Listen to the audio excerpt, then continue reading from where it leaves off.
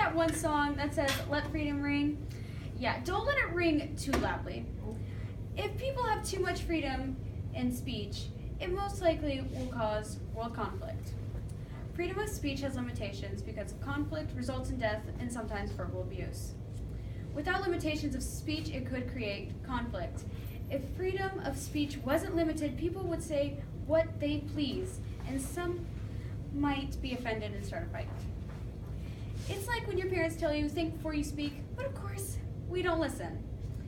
But it's normal for humans. But some people say things that are intended as a joke. But not everyone thinks the same way as you do. This probably causes most of the people, or the reason for committing suicide. Because of the things people say to them. I mean, sure, the Declaration of Independence gave you freedom of speech, but there are limitations. That is why it was made. Okay, let's get back on track. So let's say one guy is saying some bad stuff about you. You might feel the urge to fight back and harm them physically and sometimes mentally, just to make sure it never happens again. Results in murder, or just death in general, can be caused by too much freedom of speech.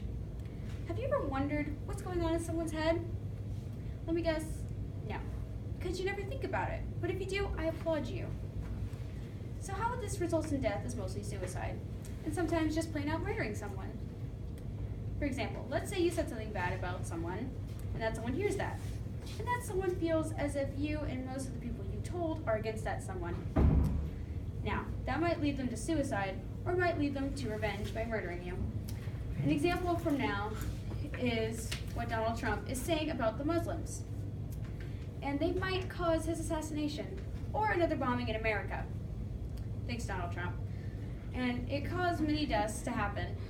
So most of the time, you have to watch what you say, or something might happen. I'm not saying that you do this, but some do. Even though I already mentioned this, verbal abuse is a part of too much freedom of speech. People truly have the right to speak however they please, and basically almost no one will care. So let's say someone hates you and decides to yell and scream at you just because they just flat out hate you. And in America, since you have the right to an opinion and freedom of speech, so no one can really stop them from saying what they want to say. But also, you have the right to fight back. But should you? Would you? Could you? No, because it would make things worse. But this is why there should be limitations to speech and religion, because you can't tell someone what they can and cannot say. Well, sometimes. They have the right to speak however they please. And doesn't it annoy you? You want some people to just shut up after they made their point so clear that the sun is literally shining in your face. Verbal abuse, conflict, and death can be abusive to the freedom that we have been given by the Constitution. It's like that one saying, with great power comes great responsibility. As people of America, you decide today you need to help your people. You need to protect the freedom you have been given. Today you will look at people in a different way. Today you will be cautious on what you say. Today you will change the way you use your freedom of speech. Today you will change.